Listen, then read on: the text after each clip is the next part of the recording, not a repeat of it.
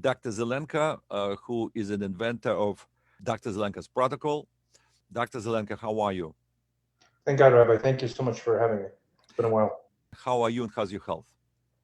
I feel really good, thank God. I feel energetic. I'm not in pain, thank God. I'm still on the oral chemotherapy. My heart feels better. I can have more endurance.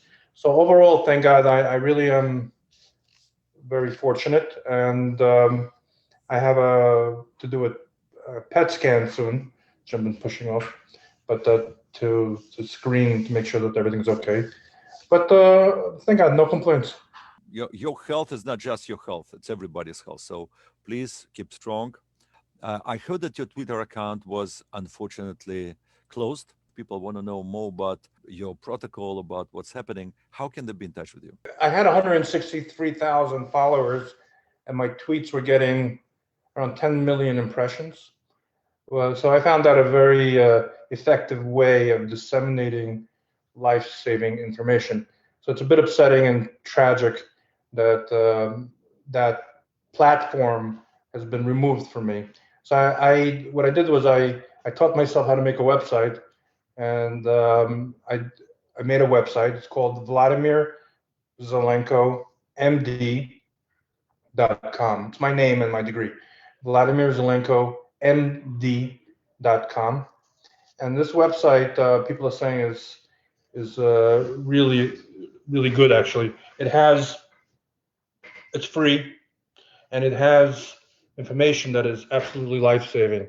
You can download the protocols for prophylaxis or prevention against COVID-19, and then you can download protocol for treatment of COVID-19. And then there's also links to all the latest studies, which I wrote it. I developed the website to fulfill many needs, and one of them is for professionals and researchers to be able to access the latest information, scientific information, so that they can make their own decisions and further the development of new ideas.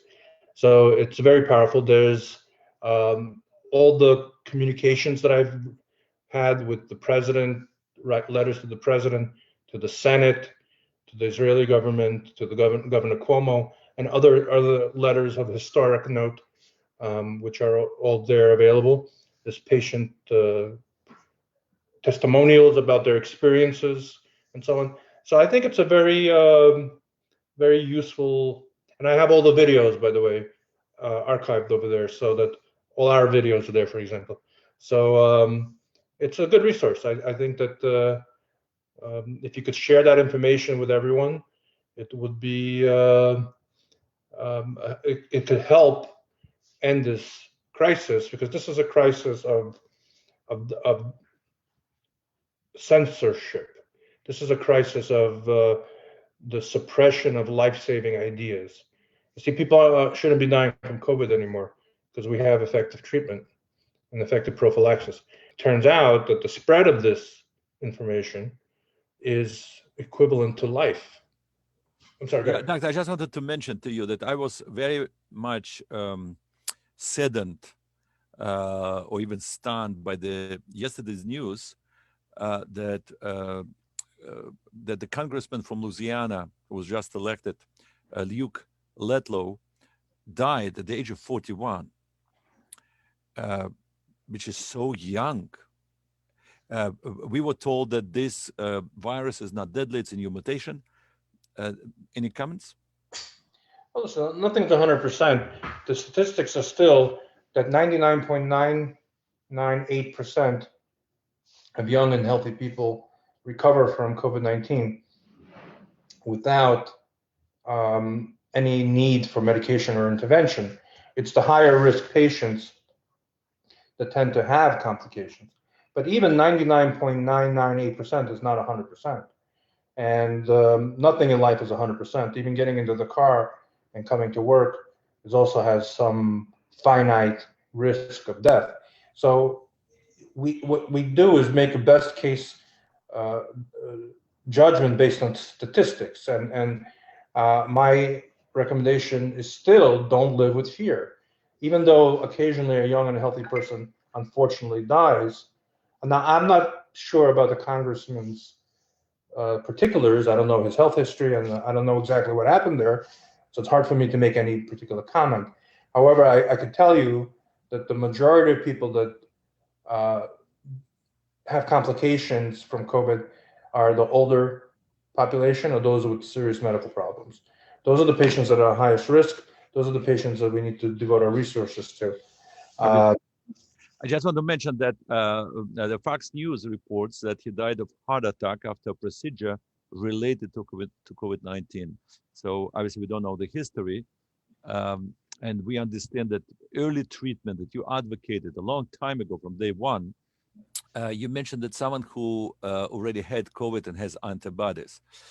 We have number, at least, or maybe even numerous testimonies of people actually getting it twice, maybe different mutations. I don't know. Is it possible for a person to get, illness again? Or another, possibility is that actually that antibodies may remain in the body for a number of months, maybe 3 months, maybe 6 months, while vaccination actually works stronger in terms of preventing further illness.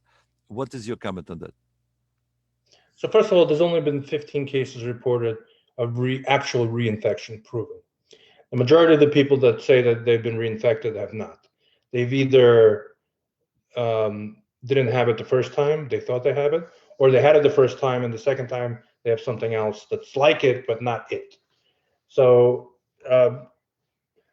for a person to get reinfected with the same virus in a relatively short time frame means, and if that really is the case, that they have some immune deficiency, that their initial immune response is weak or not strong enough.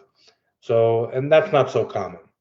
Now, there is a new mutation of the virus coming out of England. Let me explain how this virus works.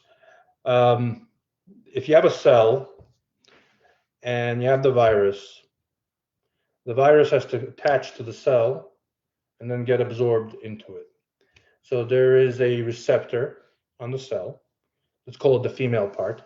And then you have the virus, which has what's called the spike protein. Let's call it the male part.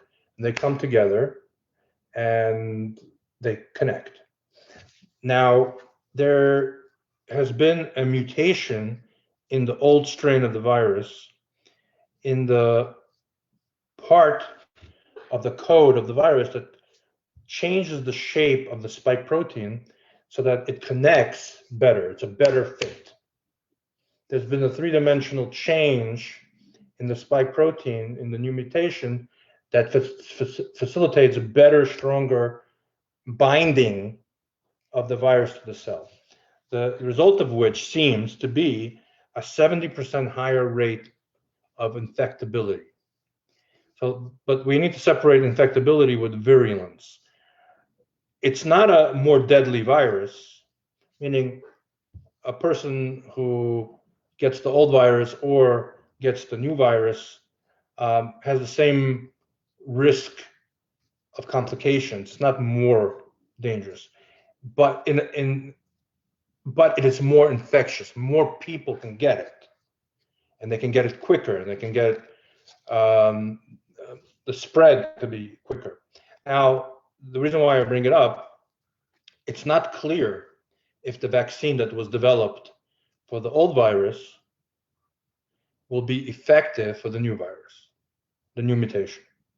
It may be, but it may not be. It's not clear.